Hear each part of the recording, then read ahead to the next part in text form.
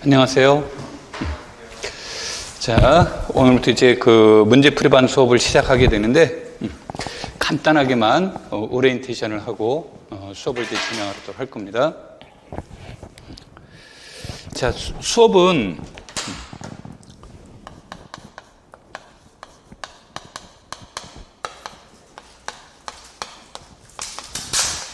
수요일하고 목요일 날 할 건데, 이제 우리가 목요일을 하는데, 강의를 이제 우리가 이제 수업을 시작을 하게 되면 이때 이제 전반적인 내용들은 어떻게 이제 얘기를 할 거냐면, 첫 번째,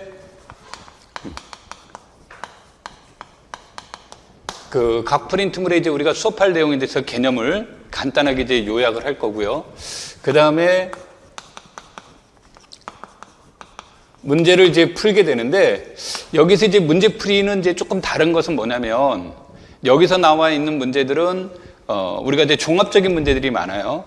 그래서 이제 어떤 경우를 이제 예를 들냐면, 우리가 이제 오늘 수열을 한다라고 가정을 했을 때, 수열 수업을 하는데 뭐 미분 가능성이라든지 적분의 문제라든지 이런 것들이 혼합돼서 나타날 수가 있어요. 그래서 수업은 이제 수열이다라고 하면은 수열을 중심적으로 다루되 그것에 관련된 내용들이 나오게 되는데, 관련된 내용들은 이제 집중적으로 다루지 않고 간단하게 소개하는 형식으로 이렇게 해서 이제 수업이 진행이 될 겁니다.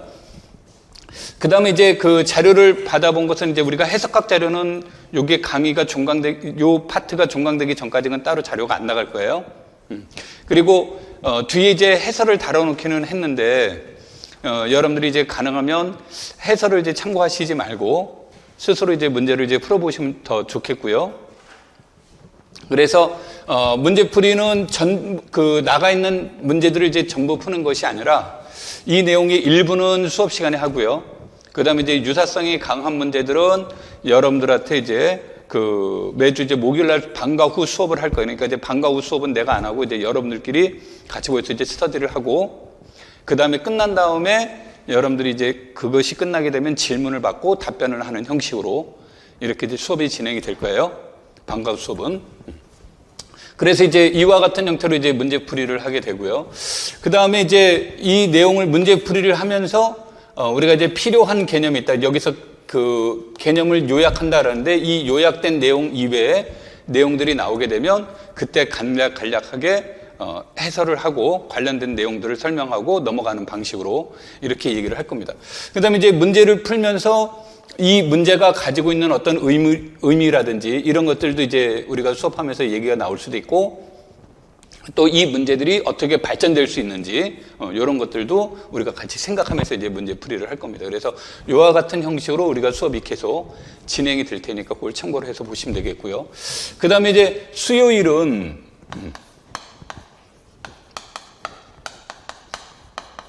정규 수업은 이제 우리가 해석학, 복수함수론, 해석학 위상수학, 복수함수론, 미분기하학, 확률과 통계 이런 것들을 이제 우리가 정규 수업이라고 얘기를 하고요. 그 다음에 이제 이 정규 수업이 끝난 후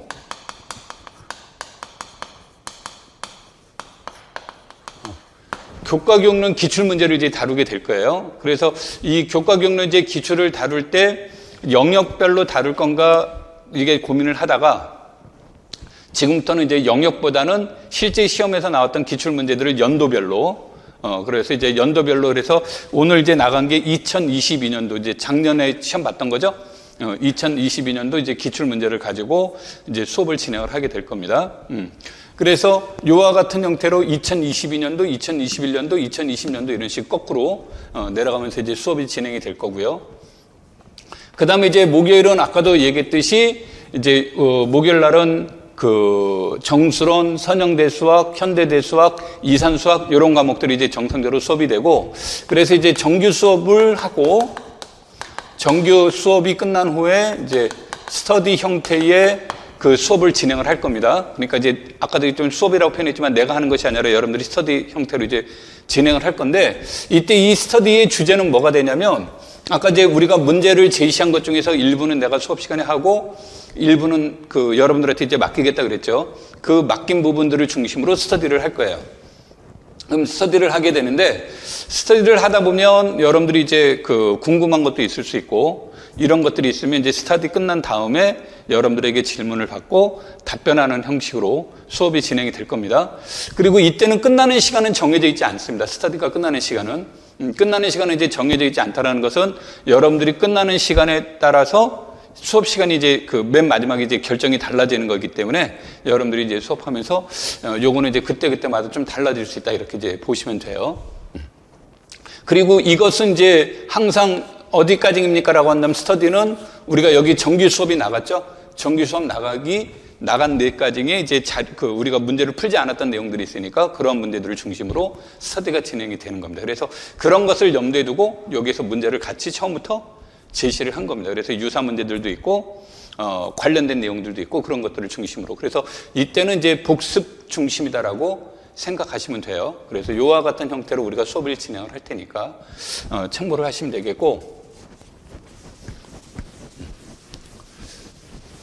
그 다음에 문제풀이반이라고 하는 것은 근본적으로 개념 정리를 하는 반이 아니기 때문에 여러분들이 이제 개념 정리하는 형태보다는 그 체계성은 좀 떨어지게 됩니다. 이제 체계성은 좀 떨어지게 되고, 그 대신 이제 복합적인 내용들이 들어가서 어떤 경우에 따라서는 조금 혼란스러울 수도 있어요. 그러니까 혼란스러울 수 있다라는 말의 의미는 뭐냐면, 우리가 수업하지 않은 내용들이 이렇게 이제 갑자기 뒤에서 나와야 될 내용이 막 나오게 되고 하는 형태가 되는데, 이건 이제 무엇 때문에 그런 거냐면, 실제 시험에서 나왔을 때 내가 이제 그 예를 들어서 정수론, 선형대 수학, 위상 수학, 그 다음에 이산 수학, 이런 과목들은 보통 한 문제가 나와요.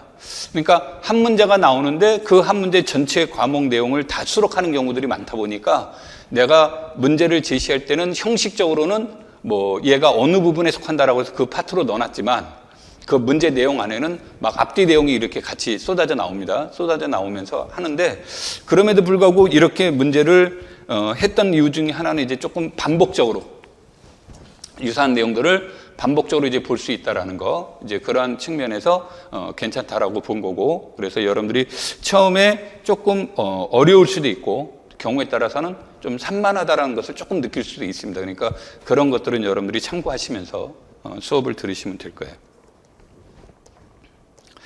자, 그 다음에 이제 우리가 해석학으로 본격적으로 이제 수업을 진행하도록 하겠습니다. 그래서 작년 같은 경우는 내가 수업할 것을 예상하고 자료를 이렇게 조금씩 나눠드렸었는데, 그러다 보니까 여러분들이 이제 또 예습하고 싶은데 하는 분들도 있고, 이제 그런 것들이 있어서 자료들을 해석학 과목 하나로 이렇게 이제 전체를 했습니다. 그러니까 그거를 참고해서 보시면 돼요.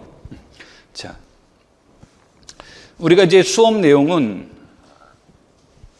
여기 이제 빠졌는데,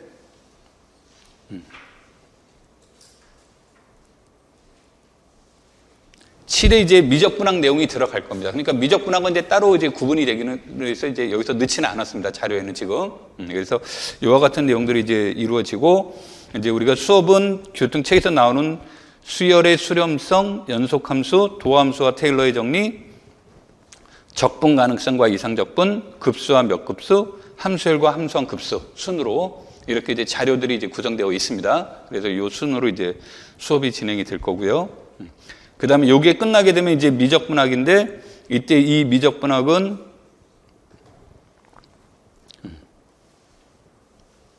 중적분, 선적분, 이제 다변수 함수라고 그랬지만 실질적으로는 이변수가 될 겁니다. 그래서 다변수 함수의 극값, 이런 것들을 주제로 우리가 이제 미적분학에 대한 내용들은 수업이 진행이 될 겁니다. 이건 이제 그때 가서 다시 얘기하도록 할게요. 자, 수열의 수렴성은 이게 이제 수열의 수렴성은 말 그대로 수렴하는지 발산하는지를 판정의 목적을 두고 있습니다. 판정의 목적을 두고 있는데, 우리가 그 판정의 목적을 두고 있다라는 얘기는 이 수렴성을 나와 있는 이론을 검증하는 것보다 무엇이 되냐면, 판정하는 방법이 여러 가지가 나오겠죠. 여기서 여러 가지가 나오는 것 중에 이제 코시열을 이용하는 거, 부분 수열을 이용하는 거, 단조 수열을 이용하는 거, 상극한, 하극한을 이용하는 거, 급수의 수렴성을 이용하는 거 등 또 기타 그 정리들도 있습니다만 이와 같은 것들이 주어지게 되면 여기서 나오는 각각의 이론들을 검증하는 것보단 그 수열이 주어졌을 때 그 수열 중에서 어떤 것을 선택할 것이냐라는 선택의 문제예요. 그래서 여기에서는 이제 판정한다라는 것은 여러분들이 공부하시면서 어떤 판정법을 적용할 것인지가 가장 중요합니다. 물론 출제위원이 여러분한테 단조 수열을 요구를 했는데 내가 다른 방법을 풀었다 그래서 틀리는 건 아니에요. 틀리는 건 아닌데 단조 수열을 물어봤을 때는 단조 수열로 문제를 푸는 것이 가장 효과적일 수 있다라는 거죠. 그래서 여러분들이 이제 그런 것들에 대한 내용들을 여러분들이 체크하는 것이 여기서 가장 중요합니다. 그래서 이것 자체가 목적이 되는데 이제 시험이 자꾸 진행이 되면서 어떤 형태들이 이제 많이 발전이 되냐면 과거에는 이런 것에 대한 단편적인 지식을 물어볼 때가 많았다면 지금은 이것에 대한 개념에 무엇들이 추가가 되냐면 균등 연속성의 문제라든지 아니면 이 균등 연속성을 하기 위해서 우리가 이제 대표적으로 이용될 수 있는 것이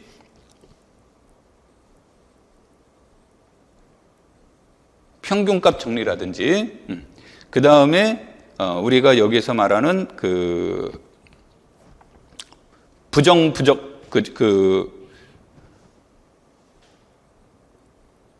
적분을 이용하는 문제 이런 것들이 이제 여기에서 활용될 수 있다.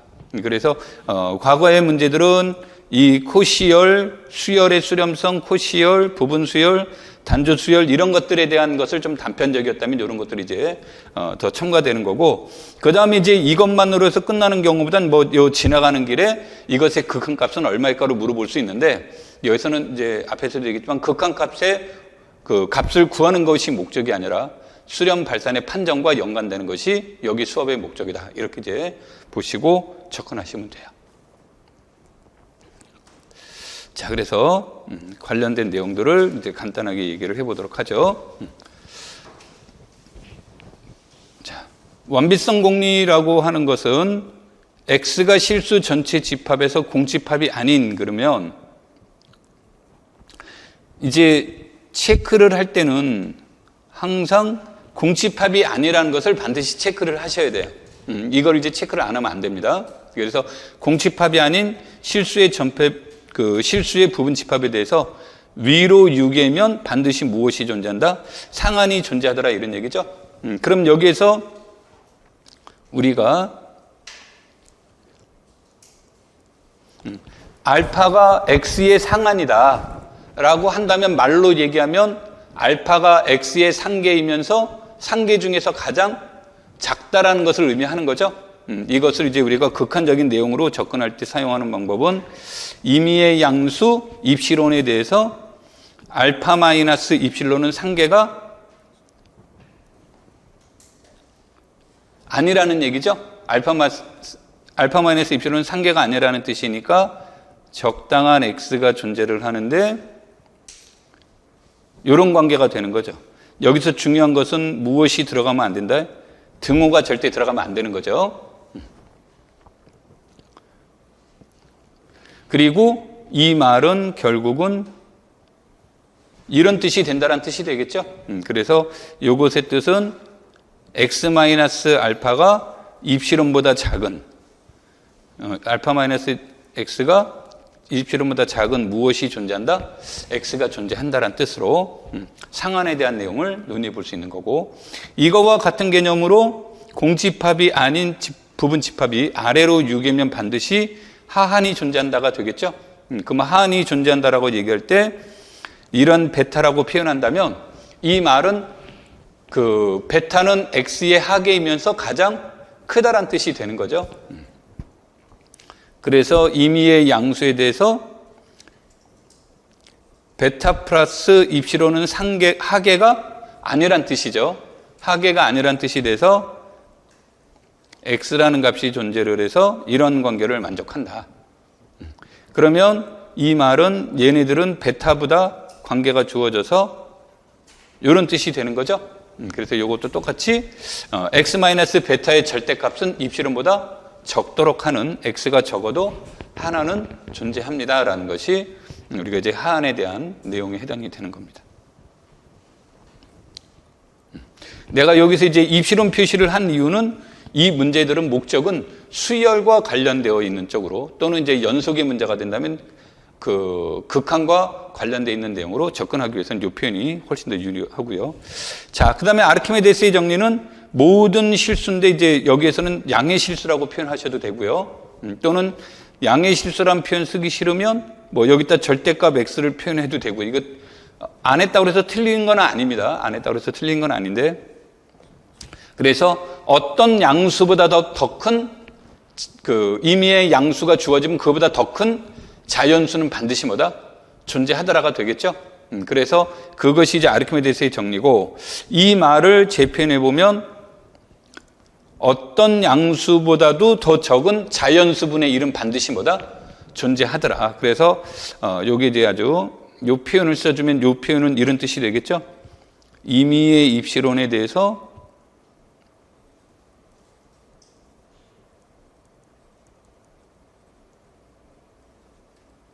이런 관계가 뭐 영은 이제 나중에 좀 문제가 되는데, 이런 관계를 되는 자연수분의 1이 존재한다는 뜻이 되죠. 이때 우리가 이제 여기에서 n분의 1과 입실론을 이제 공통적으로 쓰는 경우가 많은데, 이제 일반적으로 입실론은 양수이기만 하면 되는 거고, 그래서 대상은 비가산만큼 있는 거고, 자연수분의 1은 가산만큼 존재하죠. 그런데 둘 다 무한적 사고를 가지고 있기 때문에 어느 게 더 좋습니까? 라는 말은 쓸 수는 없지만, 자연수분의 1에 가장 좋은 것은 번호를 붙여줄 수 있다라는 거죠. 그래서 우리가 이제 수열과 관련된 문제에서는 n분의 1이라는 표현이 입실론보다는 더 유용할 때가 있다고. n분의 1의 단점은 모양을 갖춰야 된다는 거죠. n분의 1의 모양으로. 그것이 여기서 이제 단점이다라고 보시면 되겠습니다.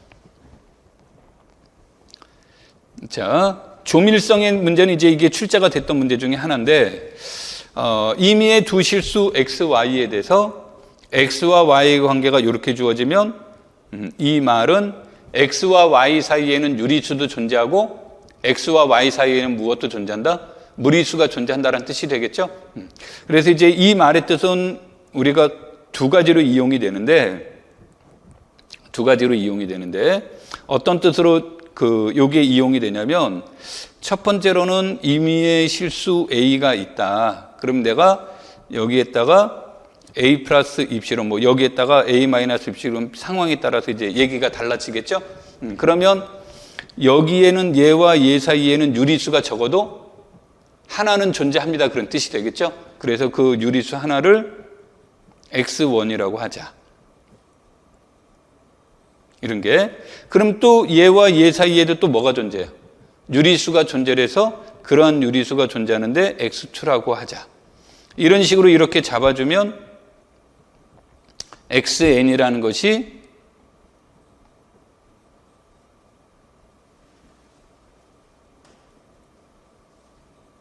이런 게 존재한다가 되겠죠? 그렇죠? 이렇게 주어지면 이때 리미트 n이 무한대로 갈 때 xn은 어디로 수렴한다가 돼요? a로 수렴한다가 되겠죠? 그래서 이 조밀성의 원리는 임의의 실수 a에 대해서 a로 수렴하는 유리수열은 반드시 뭐다? 존재한다는 것을 여기서 보증해 주는 거죠. 또 무리수의 조밀성에 의해서 마찬가지로 a로 수렴하는 무리수열은 반드시 뭐다? 존재한다. 그래서 이제 임의의 실수 a에 대해서 주어진 상황에 따라서 유리수열과 무엇이 존재한다?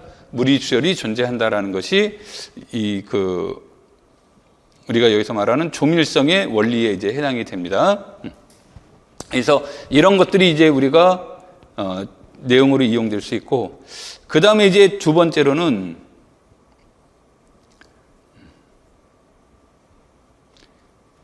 이때 이 A를 이제 마음 같아서는 유리수와 무리수로 깍깍 잡아서 이제 표현하고 싶은데 일단 그냥 한 번에 표현하느라고 이렇게 주어지면, 우리는 정수는 임의의 정수 n이 있으면 이 n의 다음에 나오는 수는 n 플러스 1이 되고, 이 n의 이전에 나온 수는 n-1이 되겠죠? 일명 우리가 직전자와 직후자라는 것이 존재합니다.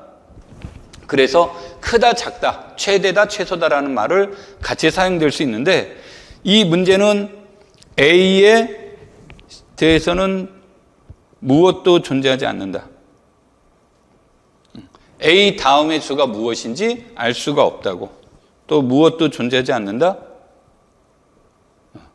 A 바로 직전의 수가 무엇인지 알 수 없다가 되죠.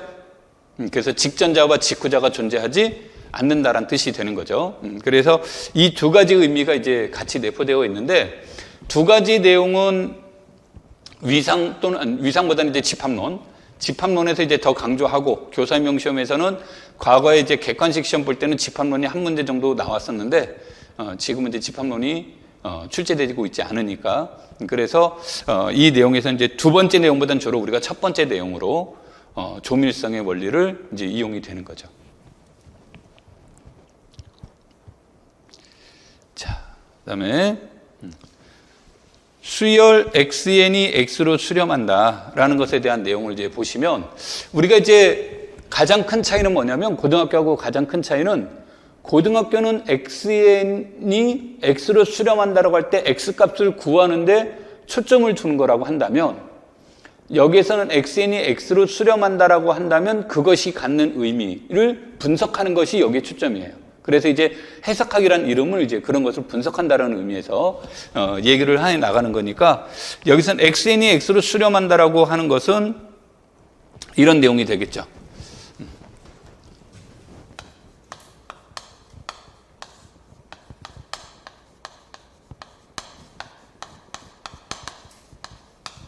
이것의 정의는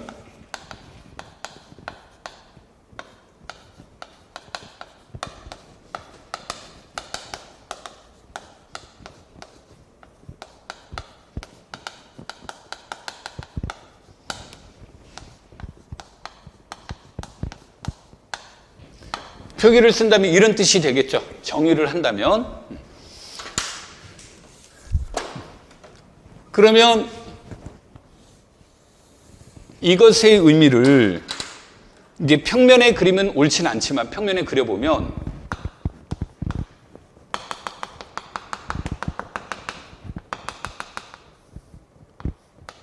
입시론이 되면 유한 번째 항을 제외하고는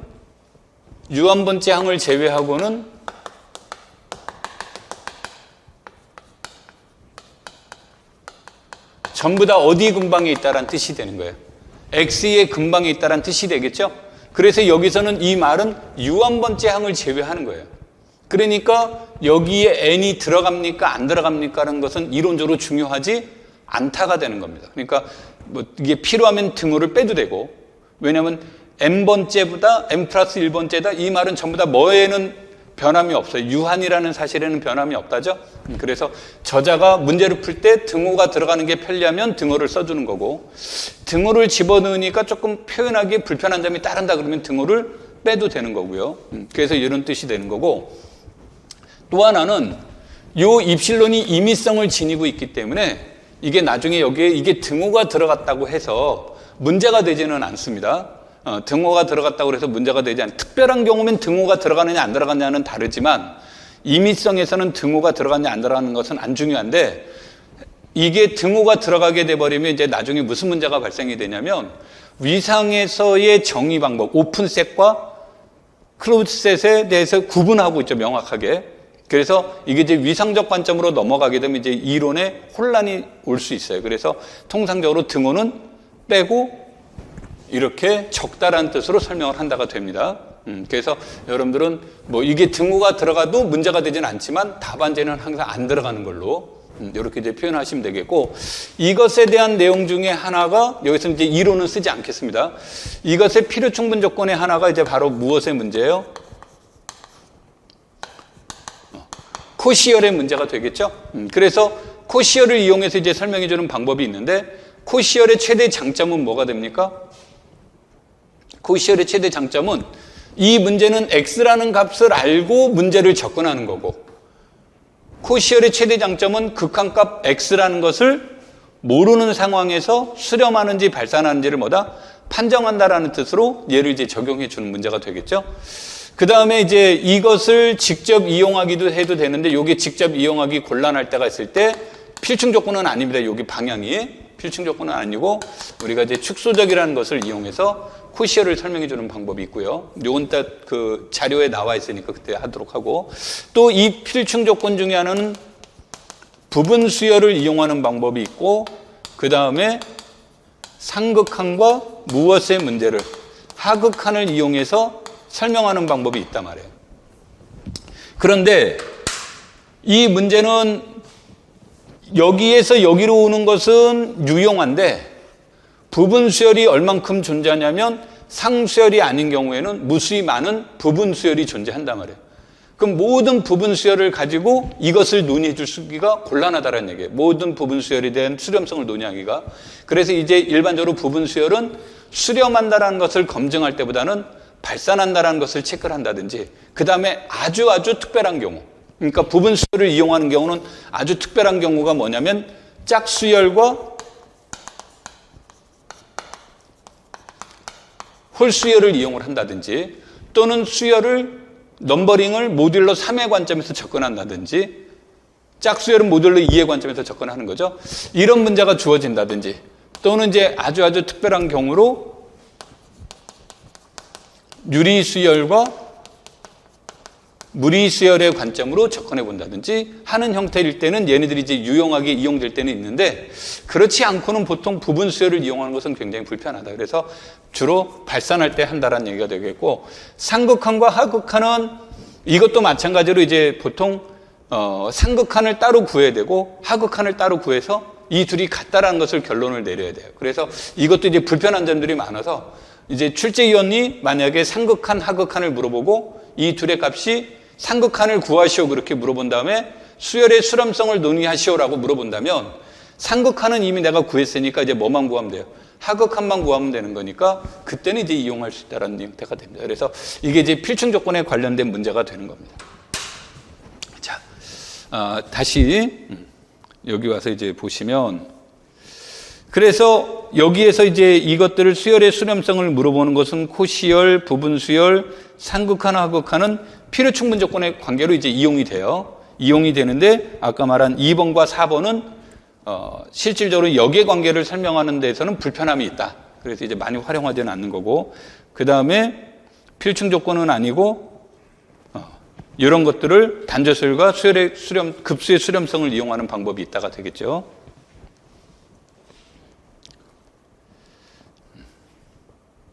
자, 코시열이라는 것은 임의의 양의 실수 입실론에 대하여 nm, 적당한 자연수 n이 존재하는데, 이때 이것도 아까도 말한 것이 유한번째를 제외한다는 의미니까 등호가 들어갑니까 안 들어갑니까는 중요한 표현이 아니다 그랬죠. nm에 대하여 xm-xm의 절대값이 입실론보다 적으면 우리는 그것을 코시열이라고 하게 되고, 수렴하면 코시열이고 코시열이면 수렴한다가 돼서 이제 필충 조건에 해당이 되겠죠. 근데 이제 우리가 코시열을 하는 것에 대한 장점들이 있는데, 코시열의 장점이 뭐냐면 앞에서 말한 것처럼 극한값을 구하지 않고도 수열의 수렴성을 판정할 수 있다는 것이 하나의 장점일 수도 있고, 또 다른 장점 중에 하나는 뭐냐면 앞에서 xn이 x로 수렴하면, xn이 x로 수렴하게 되면 임의의 부분 수열 xnk도 x로 수렴한다라는 것이 이제 부분 수열을 이용해서 설명하는 방법이에요. 그런데 이것이 반대 방향의 가장 불편한 점은 모든 부분 수열이 x로 수렴할 때예요. 근데 모든 부분 수열을 실제로 우리는 체크하는 것이 쉽지가 않다는 거기 때문에 역을 설명하는 방법은 굉장히 불편하다. 이건 매우 불편하다. 얘는 매우 불편해요. 그래서 사람들이 역은 이제 사용하지 않는 거죠. 그래서 이제 이것에 대한 대우를 이용하거나 이제 이를 이용해서 문제를 다루는 건데, 그건 뒤에 조금 이따 나오니까 다시 이제 보도록 하고. 근데 코시열의 최대 장점은 뭡니까? 그러면 여기서 모든이라는 내용을 사용을 했는데 코시열에서는 특별한 부분 수열을 잡아줘도 돼요. 그러니까 내가 코시열이라는 것만 알면 특별한 부분 수열 XNK가 만약에 X로 수렴한다면 원수열도 어디로 수렴한다가 돼요? X로 수렴합니다가 되는 거죠. 이 둘의 가장 큰 차이는 모든이어야 되는데 여기에서는 특별한 부분 수열이에요. 특별한 부분 수열이란 내가 특별히 선택해서 만든 거죠. 그럴 때 이제 우리가 이제 코시열을 이용하면 이제 유용하다가 되는 거죠. 그래서 코시열에 대한 이제 최대 장점은 여기에 있다라는 것이 되는데, 이제 코시열에서는 문제는 요거를 설명하는 방법이 이제 쉽지가 않을 때가 있어서 그 다른 또 다른 대안들이 무엇이 될까 이제 그런 내용이 됩니다. 그래서 여기에서 보시면 축소적이라는 말이 이제 여기서 제시가 되어 있는데,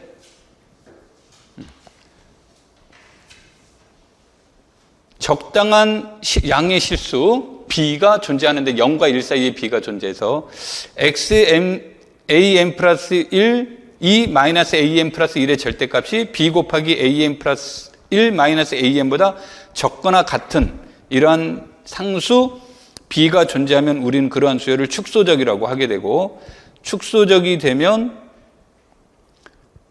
XN은 무엇이 된다? 코시열이 되더라, 이런 뜻의 이제 얘기가 되는 겁니다.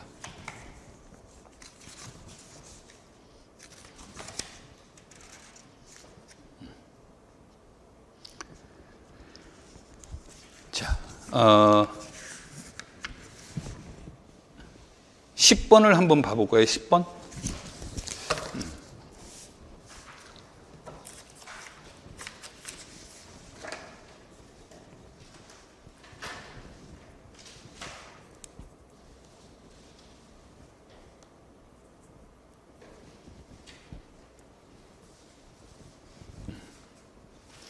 10번 문제를 이제 보시게 되면, 이 문제는 이제 이따가 문제 풀 때 다시 나오겠지만 실제로 계산해 주면 x에는 여기가 여기 문자 오타가 됐는데 이렇게 돼요. 얘는 그럼 얘는 이렇게 되니까 이 문구로부터 xn은 이런 형태가 되겠죠.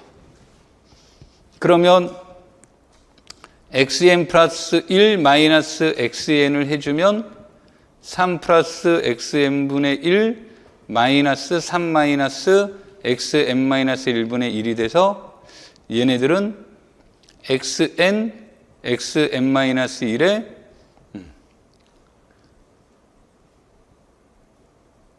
이렇게 될 거고, 절대값은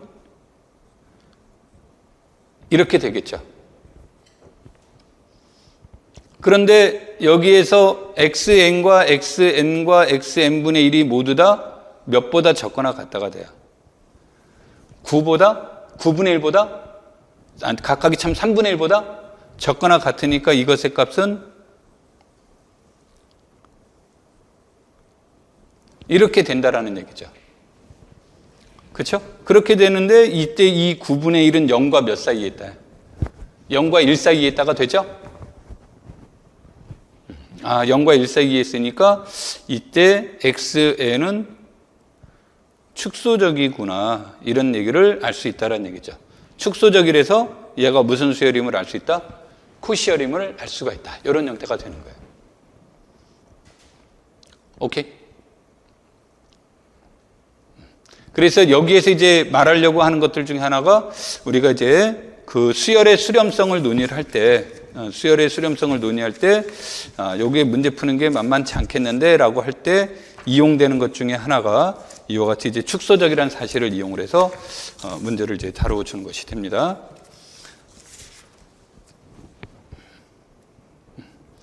다시.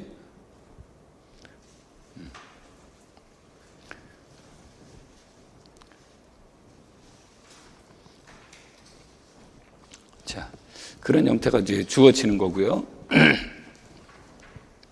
자, 그 다음에 이제 아까 부분 수열을 이용할 수 있다고 그랬는데, 내가 아까 부분 수열에 대한 내용을 얘기를 할 때 부분 수열이라는 것은 여기가 필요 충분 조건인데 모든 부분 수열에 대해서 xn이 x로 수렴한다는 말을 설명해 줘야 된다 그랬죠.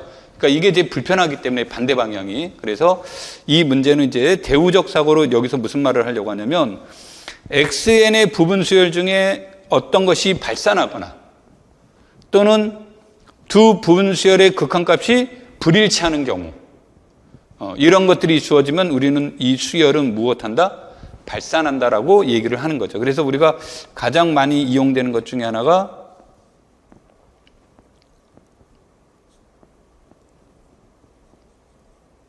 대표적인 예가 이거죠. 그래서 이 수열의 짝수열은 1로 수렴하고 홀수열은 마이너스 1로 수렴해서 이것이 같지 않더라 이런 내용이 나오죠. 그래서 얘네들은 발산하는 거구나라는 형태로 이게 이용이 되는 겁니다. 오케이. 자, 그 다음에 이제 우리가 여러분 자료는 어떤지 이게 지금 혹시 이 집합 표시가 이 표시가 빠져 있으면 첨가시켜 주십시오. 내 자료에는 이게 정상대로 되어 있는데 여기에서 지금 이게 빠져 있으니까 수열 xn이 증가하거나 또는 감소하면 우리는 이러한 수열을 무엇이라고 한다? 단조 수열이라고 합니다. 그래서 이 증가 수열이 위로 6회이면 xn은 수렴하고 증가 수열이 감소 수열이 아래로 6회면 얘는 수렴한다가 되는데 여기에서 위로 6회라고 한다면 이런 게 존재한다는 뜻이 되겠죠. 그런데 얘가 증가 수열이라고 했으니까 여기에선 얘네들은 무조건 무엇보다 크거나 같아요. x1보다 크거나 같다죠. 그래서 이제 예전에는 위로 6회라는 것만 강조를 했는데 요즘은 위로 6회라는 표현보다 그냥 6회라는 표현을 많이 써요. 그래서 6회인 수열이 증가 수열이면 수렴한다. 6회인 수열이 감소 수열이면 무엇이 된다? 수렴한다. 이런 뜻으로 해서 요즘은 여기가 위로 6회라는 말 대신에 그냥 6회. 아래 있는 것도 아래로 6회라는 말 대신에 6회. 이렇게 해서 표현을 씁니다. 그리고 이때 이것이 수렴하게 되는데 그때 수렴하게 되면 극한값은 바로 치역을 뜻하는 겁니다. 얘는 치역의 무엇을과 같은 거다? 상한과 같습니다라는 말의 뜻이 되는 겁니다. 자, 그러면 이 단조 수열은 우리가 이제 제일 많이 이용되는 것은 수학적 귀납법을 이용을 해서 설명을 제일 많이 합니다.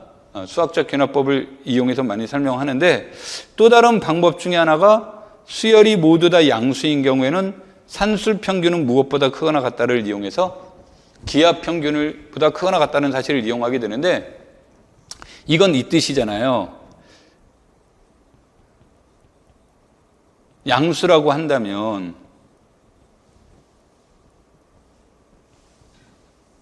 이런 뜻이라는 얘기가 나오는 거죠.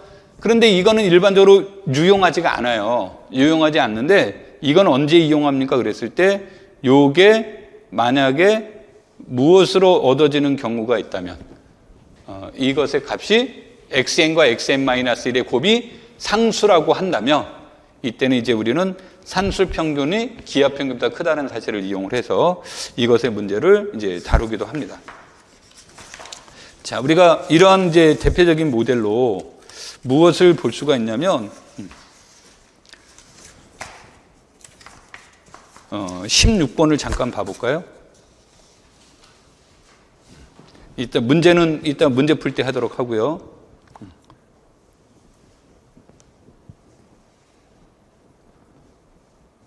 (16번을) 보시면 이 문구에서 이제 필요하는데 xn과 yn의 관계가 이런 겁니까? 라는 것에 대한 질문을 이제 여기서 이제 하게 되면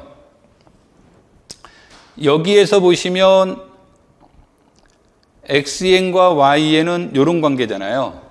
그러니까 얘는 xn 플러스 1은 xn과 yn의 무엇에 해당돼요? 산술평가죠. 그렇죠? 그 다음에 yn 플러스 1은 xn과 yn의 무엇에 해당이 돼요? 기하 평균에 해당이 되죠? 그럼 우리가 산술 평균은 기하 평균보다 크거나 같다라는 사실을 이용을 해서 이들 사이의 관계를 논의해 줄 수가 있는 거죠. 그런데 이것을 논의를 하려면 항상 얘네들이 무엇이란 건 체크를 해줘야 된대. 양수라는 것은 이제 체크를 해야 되겠죠? 그래서 이제 요와 같은 문제들에서 주어졌다 이랬을 때 우리가 이제 대소 관계를 이용을 할 때 산술과 기하 평균을 이용을 해서 문제를 다루는 것도 하나의 방법이 되더라. 이렇게 이제 보는 겁니다.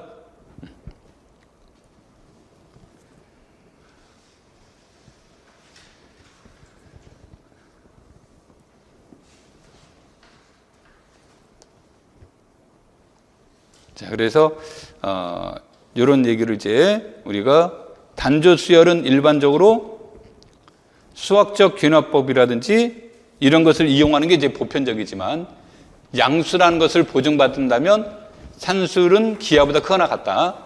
단 일반론적으로 봤을 때는 언제가 좋습니다. 그러면 이런 문제들이 이제 좋은데 이건 이따 수업하면서 문제를 풀어보겠지만 어떤 문제가 이제 거기에 이제 해당이 될 수 있냐면 우리가 예제로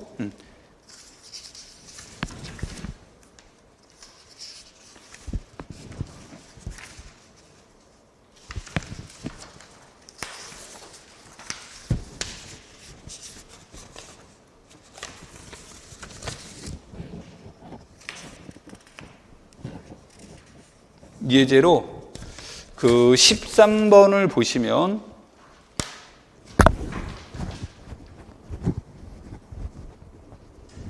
거기에서 보시면 am 플러스 1은 2 마이너스 am 마이너스 그거는 안 되겠구나. 그것도 이제 이용되기는 하는데 제일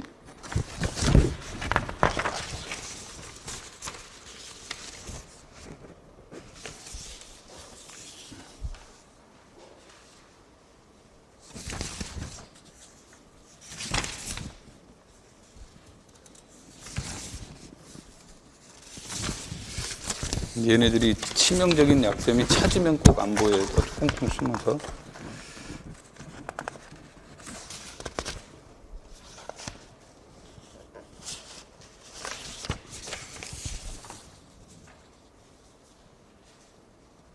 아, 2번에 있네, 2번. 2번에 보시면 요런 거 나오죠, 여기. 요거. 그러면 이와 같은 문제가 주어지면 이 둘은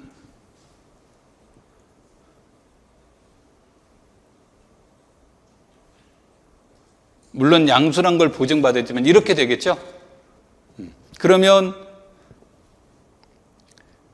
이것을 곱한 결과 얘네들은 항상 에브리 요게 나온다라는 거죠. 그렇죠? 그래서 산술평균, 기하평균을 쓸 때는 아까 예제는 비교하기 위해서 산술평균, 기하를 썼다면 일반적으로는 얘네들이 상수가 나올 때 산술평균과 기하평균이 문제계를 훨씬 더 많이 유용하다. 그래서 이제 그때 주로 많이 이용이 되는 겁니다. 아까도 얘기를 했듯이 우리가 여기서 이제 수업하려고 하는 것들 중에는 여러분들이 언제 쓰는 게 좋을까요? 라는 것이 어떤 정리를, 어떤 원리를 이용하는 게 좋을까를 선택해야 되기 때문에 여러분들이 이제 거기다 포커스를 두고 공부하는 것이 더 중요하다. 이렇게 보는 거예요.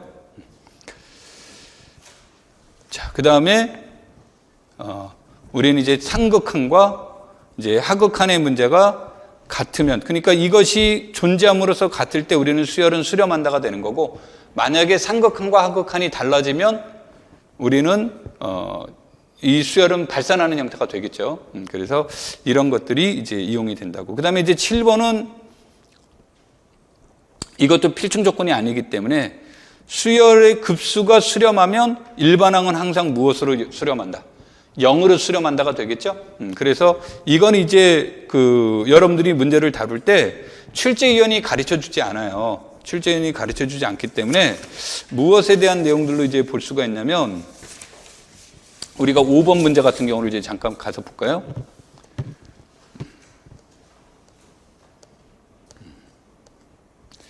자, 이렇게 이제 5번이 나왔을 때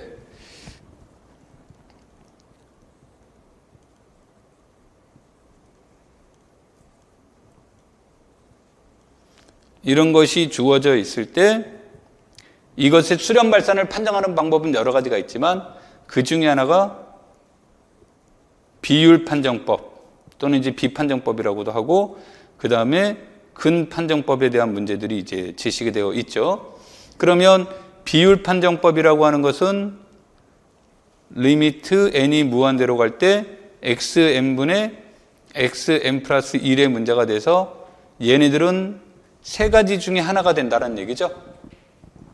그래서 이 비율의 절대값이 1보다 작으면 수렴하고 1보다 크면 발산하고 1이면 판정할 수 없다라는 논리죠. 그 다음에 이제 근판정법은 리미트를 붙이느냐 안 붙이느냐에 따라서 이제 조금 달라지는데 책에서는 리미트가 없을 때는 둘로 나눠요. 리미트가 없을 때는 1보다 적다와 1보다 크거나 같다. 지금처럼 리미트가 있을 때는 이렇게 세 가지로 나누고 리미트가 없을 때는 1보다 적다와 1보다 크거나 같다로 나눕니다. 그래서 1보다 작으면 수렴하고 1보다 크면 발산하고 1일 때는 판정할 수 없다가 되는 거고 아까 리미트가 없을 때는 얘가 1보다 작으면 수렴하고 1보다 크거나 같으면 발산한다로 이렇게 알려져 있는 거죠. 자, 그런데 이 문제는 이런 것들이 딱 나오면 이거는 논리로 문제를 푸는 게 아니라 전부 다 직관이에요. 그랬더니 여기서 봤더니 두 수열의 절대값이 수열의 B의 절대값이 3분의 1이라는 얘기죠. 3분의 1이니까 이 문제는 비율 판정법에 의해서 시그마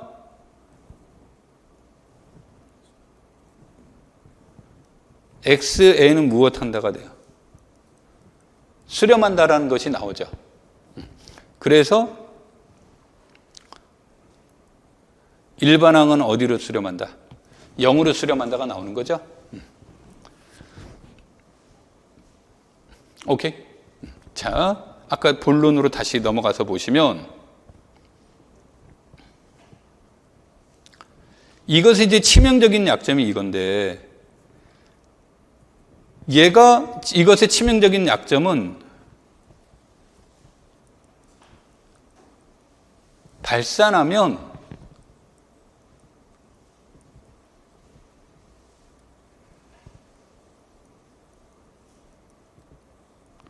이것에 대한 내용은 얘가 극한값은 논의할 수 없다야. 그러니까 xn이 수렴할 수도 있고 발산할 수도 있고 수렴하더라도 0으로 갈 수도 있고 0이 아닌 것으로도 갈 수 있고 그러니까 이것이 발산하면 우리는 일반항 xn에 대한 정보는 이거로부터 얻어낼 수가 없다죠. 그래서 이 문제는 언제만 쓰는 거냐면 여러분들이 이게 수렴한다라는 정보를 바로 눈치챘을 때 직관적으로 여러분들이 알고 있는 그것일 때만 사용할 수 있는 거고 그렇지 않을 때는 절대 이 이론을 쓰면 안 되는 것에 이제 해당이 되겠죠.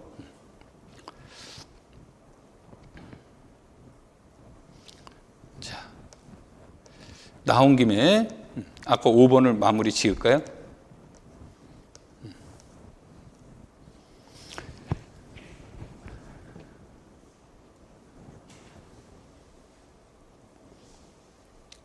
xn이 수렴하면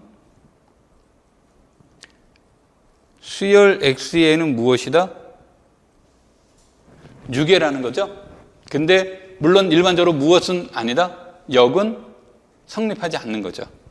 그래서 얘는 이제 유계다라는 얘기를 하는 거고 그럼 문제에서 xn은 m 팩토리얼 분의 n 플러스 1의 n승인데 얘네들은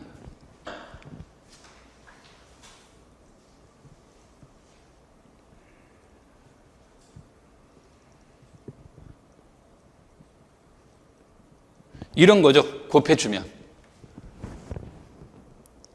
그렇죠? 그런데 얘네들은 전부 다 몇보다 분명히 큽니까?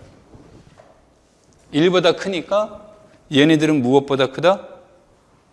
n분의 1보다 크다가 되겠죠? 이 말은 따라서 xn은 무엇이 아니다.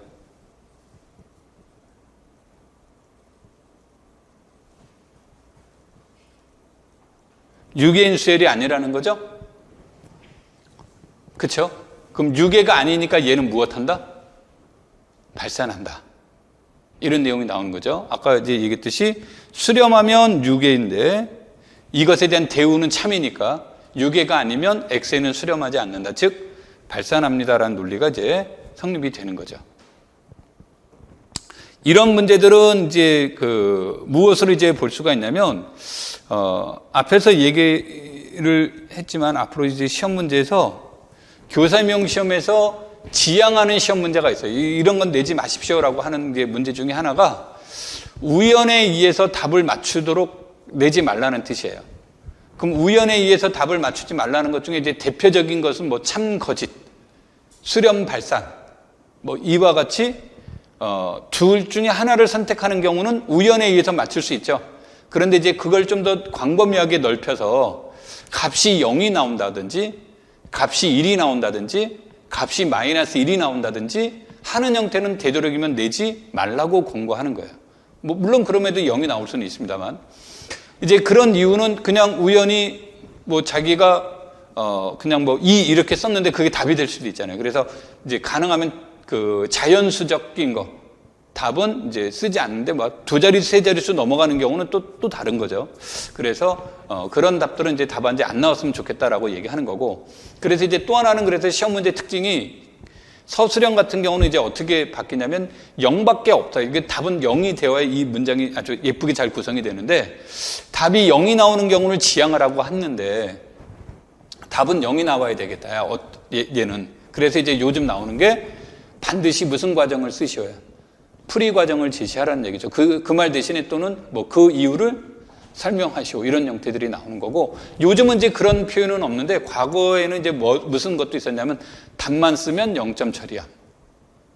뭐 이런 경우도 있었어요. 최근에는 그런 시험 문제는 없습니다만 이제 그런 문구가 없다라는 말은 무슨 뜻이냐면 여러분들이 에이 답만이라도 써볼까 그러면 그 답만 써보면 안 쓴 것보다는 낫다라는 거죠. 답만 써봤더니 답이 맞았어 그러면 1점이라도 받을 수 있는 거고 뭐 상대가 야 이거 답만 쓴 거는 인정해 줄 수 없어. 이 사람이 부정행위했는지 우연히 맞춘지 그걸 내가 알게 뭐야 이렇게 이제 나올 수 있다라는 거죠.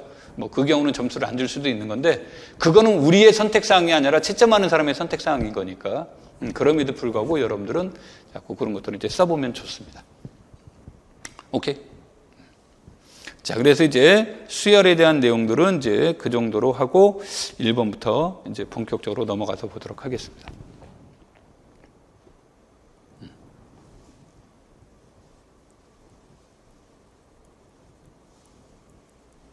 자,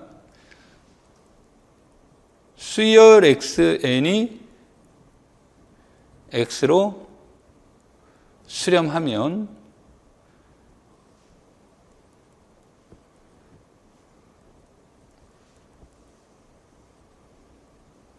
이것도 수렴하고 얘도 어디로 수렴한다? 이것도 x로 수렴하더라 이런 뜻입니다. 그런데 무엇은 성립하지 않는다? 역은 성립하지 않는다가 이제 되는 거예요. 그래서 여기서 봤더니 우리가 이제 직관적으로는 얘가 n이잖아요. n분의 1, n분의 1 플러스 2, n분의 1 플러스 2 플러스 3, n분의 1 플러스 2 플러스 n 이런 모델이 되겠죠. 그래서 이런 것들에 대한 내용들을 이제 해야 된다는 거. 두 번째로는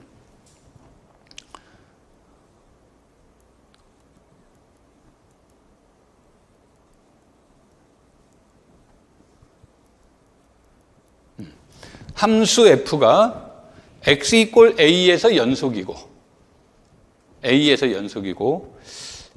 xn이 a로 무엇하면 수렴하면 fxn도 어디로 수렴한다? fa로 수렴한다라는 것이 되죠. 그래서 이제 여기에서는 핵심은 요게 되는 거예요. 이 a가 정의역 안에 있는지 없는지가 중요한 요소가 되는 거예요. 그러면 이 문구를 봤더니 우리가 여기서 이제 유추할 수 있는 게, 이제 답안지에는 이게 좋은 답안지인지 아닌지는 이제 나중 문제지만, 여기에서 2의 n승 마이너스 1에 2의 n승 마이너스 1 마이너스 2를 보면, 얘는 2의 1 마이너스 2의 n 마이너스 1승분의 1 요렇다란 뜻인 거죠. 그쵸? 그러니까 요런 형태로 이제 주어져 있으니까 xn을 2의 1 마이너스 요런 형태로 이제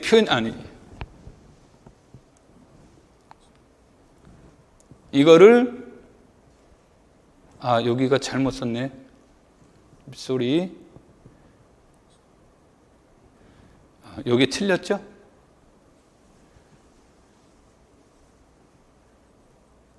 이렇게 돼야 되는 게 맞죠?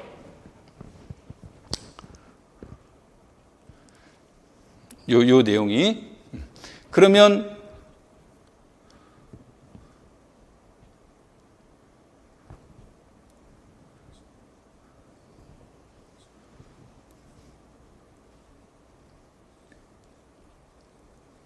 이렇게 표현이 된 거죠, 이렇게.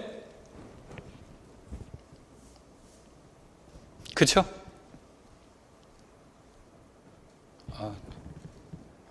잠깐. 내가 가끔씩 바보가 돼서.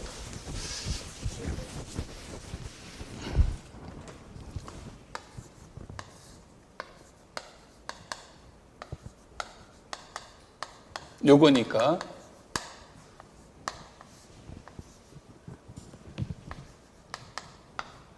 이렇게 되는 거죠, 이렇게.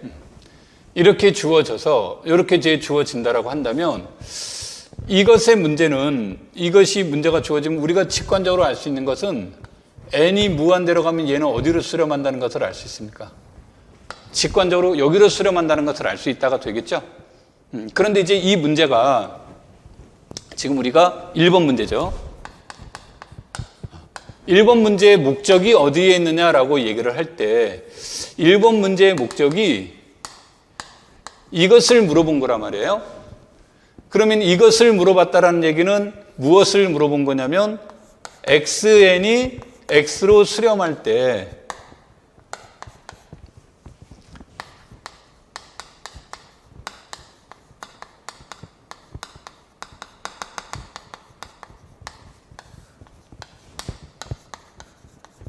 이러한 원리를 알고 있습니까? 이것을 알고 있느냐가 목적이 되는 거예요. 이것에 대해서는 정보가 있느냐가 목적이 되는 거죠. 그러니까 여기에서는 무엇이 목적이 아니냐면 이것의 값이 목적은 아닌 거예요. 목적은 아니고 그냥 목적이 아니라 일종의 뭐다? 도구예요. 문제 해결에. 그렇다면 얘가 2로 수렴합니까가 목적이 아니라 얘가 도구라고 한다면 그럼 얘가 2로 수렴하는 과정을 일일이 쓸 필요가 없다는 거고, 만약에 이것을 목적으로 삼았다면 굳이 뭐까지 물어볼 필요가 없는 거예요. 시그마를 물어볼 필요가 없는 거예요. 오케이? 그래서 여러분들이 이제 그런 관계로 이제 얘네들을 표시해 볼 수가 있는 거고, 이건 직관적 해석이 된 거고, 또는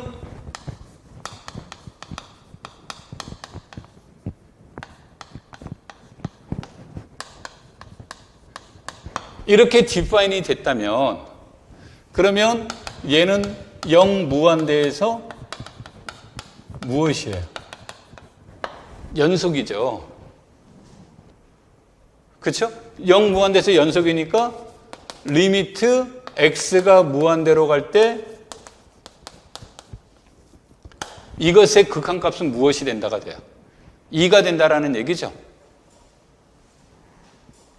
그렇죠? 그래서 이 논리를 이용을 해서 이것의 값이 2라는 것을 설명하셔도 되는 거고, 직관에 의해서 얘가 2가 나오는 경우도 설명해도 무방하다가 되는 거예요. 그러니까 이거는 어떤 방법이 됐느냐는 중요하지 않고, 여기서 이제 얘가 풀이하는, 얘가 2로 나오는 이 과정보다는 요거를 물어보는 게 더 강한 거다. 이제 질문의 형식이 그렇다는 거예요. 그래서 여러분들이 문제를 풀 때 E가 어떻게 나왔지에다가 초점을 둘 필요는 없다. 그것이 여기에 대한 여기에서의 문구에 이제 해당이 돼요. 그래서 해설에서는 어떤 형태로 이제 여러분들한테 이제 제시를 했냐면,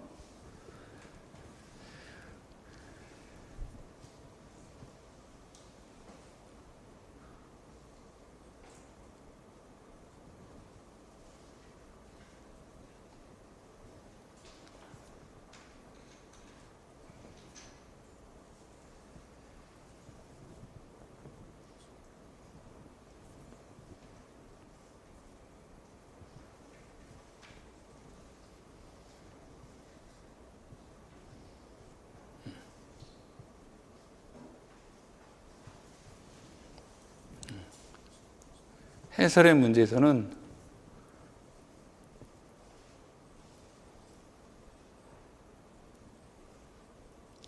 이렇게 놓쳐요. 이렇게. 그래서 이렇게 이제 놓게 되면 이때 얘네들이 이제 나중에 얘기가 나오겠지만 수학적 귀납법의 원리를 적용시켜주면, 즉 A1이 1이면 이렇게 놓으면 A1은 1이고 그 다음에 A2는 이렇게 되는 거죠. 그래서 수학적 귀납법의 원리를 적용시켜주면 A에는 1과 몇 사이에 있다? 2 사이에 있다는 걸 설명해 줄 수 있다고. 오케이? 그 다음에 요게 이제 주어진 다음에 그 다음에 수학적 귀납법의 원리에 의해서 요거를 따져주면 AN이 무슨 수열이다? 증가 수열이다. 즉 A1과 A2는 A2가 더 크죠. 그래서 얘가 이제 증가 수열이라는 것을 이용해서 얘가 수렴한다. 수렴하면 왼쪽과 오른쪽의 극한값이 같아야 되니까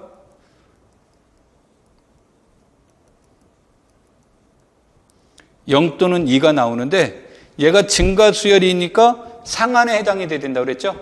그래서 몇은 상한이 될 수 없다. 이것의 극한값이 존재한다면 극한값은 0 또는 2가 나와야 되는데, 일반항은 1과 2 사이에 있는데 얘가 증가 수열이죠? 그래서 몇은 상한이 될 수 없다. 0은 상한이 될 수 없다가 되겠죠. 그래서 극한값은 2입니다. 이렇게 이제 설명하면서 이제 제시를 했는데, 여러분들이 이 문제보단 이것보다 중요한 건 뭐냐면, 아까도 얘기했듯이 이 문구는 이거를 물어본 게 목적이에요. 요게 이 정리를 알고 있느냐가 목적이야. 그러니까 이것을 구하는데 에너지를 소비할 필요는 없다가 되는 거예요. 그래서 답안지에 쓸 때도 여러분들이 이 문제들은 얘가 6A이고 얘가 증가수열, 수학적 귀납법의 원리에 있어서 그냥 그렇게만 써버리면 된다는 거죠. 수학적 귀납법의 원리에 의하면 XA는 6A이고 증가수열이므로 뭐 이렇게 이제 답변해도 무방하다가 되는 겁니다. 되겠죠?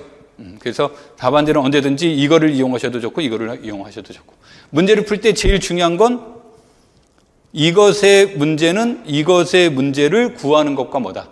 동일한 문제라는 사실을 인지하느냐 못하느냐가 핵심이라는 사실이에요.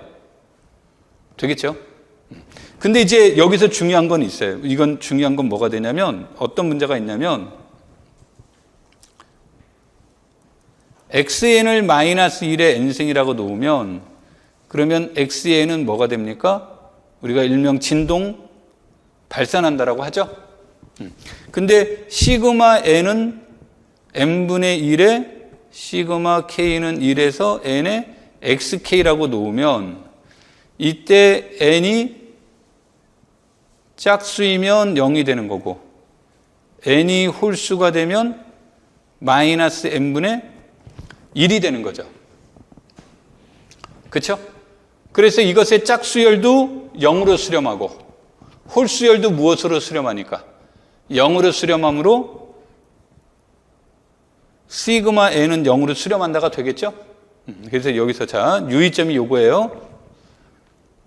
얘가 수렴한다고 해서 xn이 수렴하는 것은 아니다. 그래서 역은 일반적으로 뭐다? 성립하지 않는다예요. 되겠죠? 이런 것들은 이제 유의하셔야 됩니다라는 뜻의 문제가 됩니다.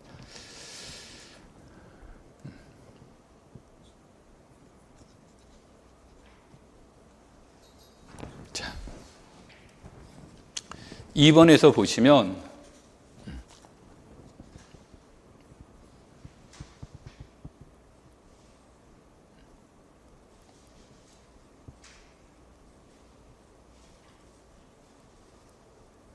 이거라고 놓아보죠? 이거라고 놓으면 첫 번째 리미트 n이 무한대로 갈 때 n분의 1은 몇으로 수렴합니까? 0으로 수렴을 하는 거죠. 그 다음에 수열 코사인 n분의 수열 코사인 2분의 n 파이는 6a죠? 얘는 마이너스 1과 1 사이에 있는 거니까. 그러면 이렇게 주어지면 이때 리미트 n이 무한대로 갈 때 n분의 1의 코사인 2n 파이는 몇으로 수렴한다? 얘가 0으로 수렴하고 얘가 6이면 이것의 극한값은 몇으로 수렴한다? 0으로 수렴한다. 이렇게 하셔도 되는 거고, 또는 이제 나는 조임 정리를 잘 안 쓰는데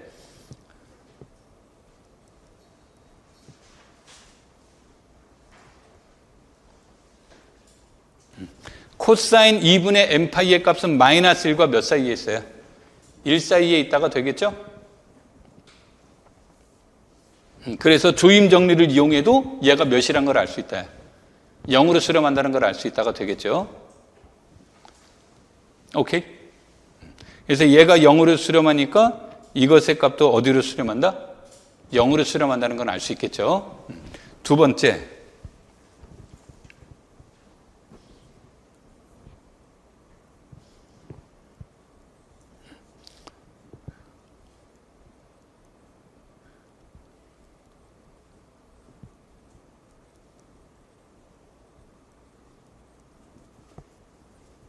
이게 이제 원칙적으로 이제 따져줘야 되는데, 여기서 이제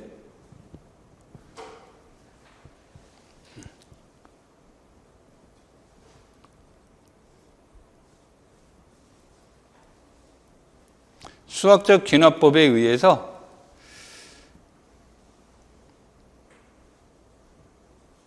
A에는 뭐가 됩니까? 아까 A1이 3이라고 그랬죠?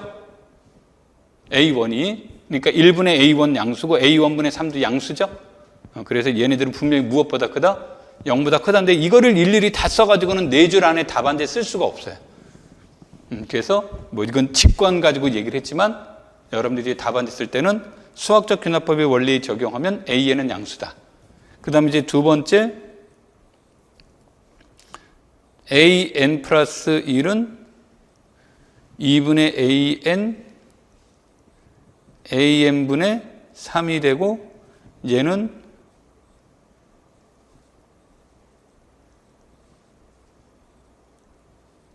이렇게 나온다가 되겠죠. 그래서 얘네들은 무엇보다 크거나 같다가 됩니까? 루트 6보다는 크거나 같다가 되겠죠. 그 다음에 세 번째, A1은 A2는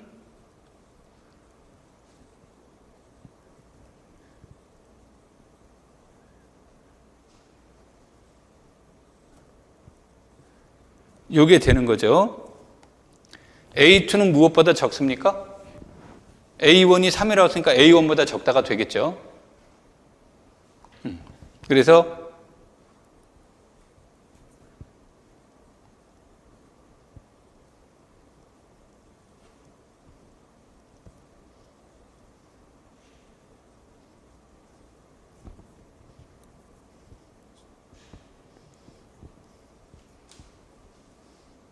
이거라 가정하면, 그러면은 n이 k 플러스 1일 때 a의 k 플러스 1 마이너스 ak는 그런 거죠.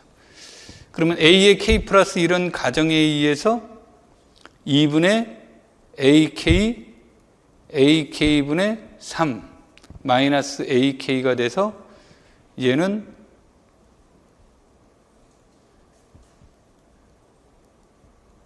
얘가 나온다가 되죠? 그렇죠? 그래서 2의 AK에 6 마이너스 AK의 제곱 이렇게 돼요. 근데 아까 AK가 무엇보다 크다고 그랬습니까? 6보다 크다고 그랬어요. 루트 6보다 크다고 그랬으니까 AK 제곱은 6보다 크다가 되겠죠? 그래서 얘네들은 이것이 돼서 A에는 무슨 수열? 감소 수열이죠?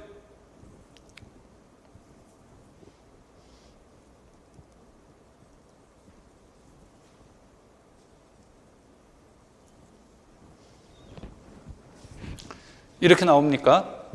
그래서 이것은 수렴하는 수열이 되는 거고, 수렴하는 수열인데 이때 이것에 대한 내용은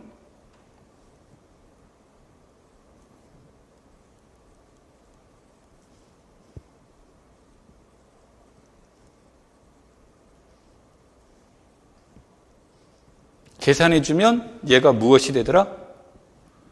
루트 6이 되더라죠. 오케이? 그래서 이와 같은 방법으로 이제 문제를 푸는 거예요. 자, 다시 가볼게요.